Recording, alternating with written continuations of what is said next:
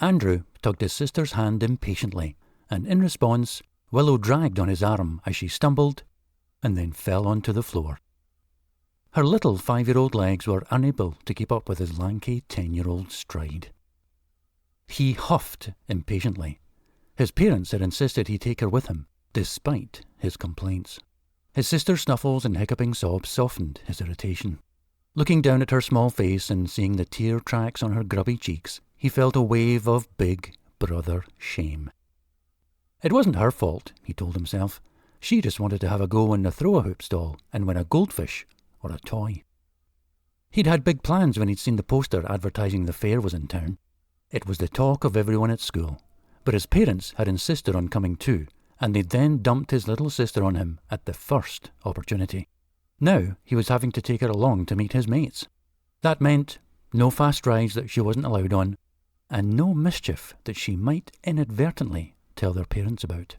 "Come on, Wills. If you get a shift on, we can have a go at winning a goldfish."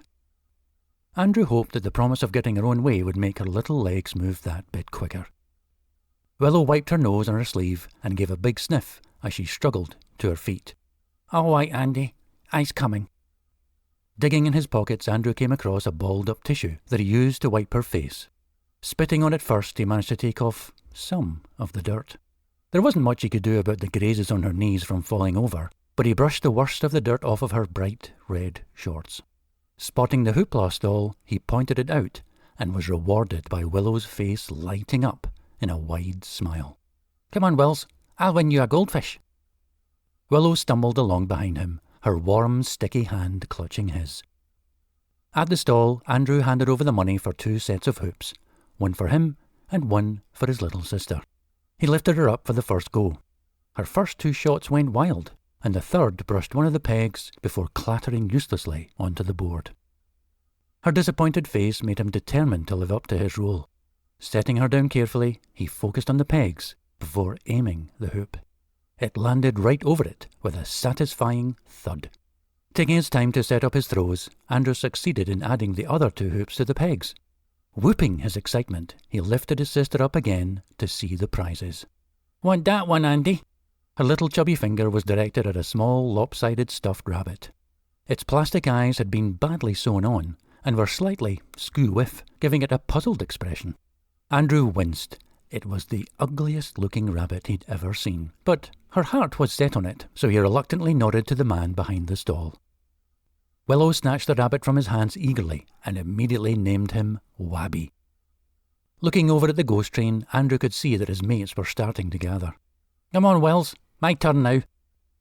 His sister looked up at him with admiration shining in her eyes, and Andy felt 6 feet tall. "Andy's turn now," Willow agreed with him as they headed towards the ghost train. Being so focused on the straggling group of his mates, Andy didn't notice Terry approaching him until he felt a sharp shove from one side. Losing balance and instinctively putting out his hands to break his fall, he let go of Willow. Andy painfully landed on his hip, but managed to keep his head from hitting the ground. He glared around to see who'd shoved him, and he immediately saw Terry looming over him.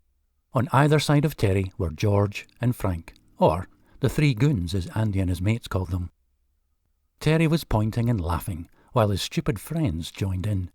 Every school has a nasty bully, and Terry and his crew were it.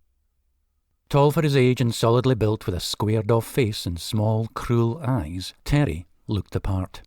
His friends, or rather the pair of syphicants that hung around him, were the sort of kids who needed someone to follow. George was a gangly boy whose limbs had outgrown the rest of him, and his rusty red hair was cut in an unflattering bowl shape.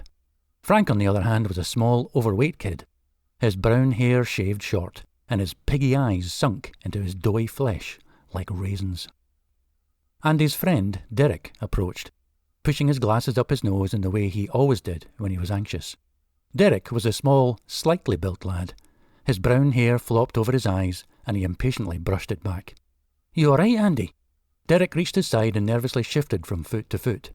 More of a bookish nerd than a fighter, he was clearly hoping this didn't get physical. They were joined by the other 2 members of the Outsiders Club.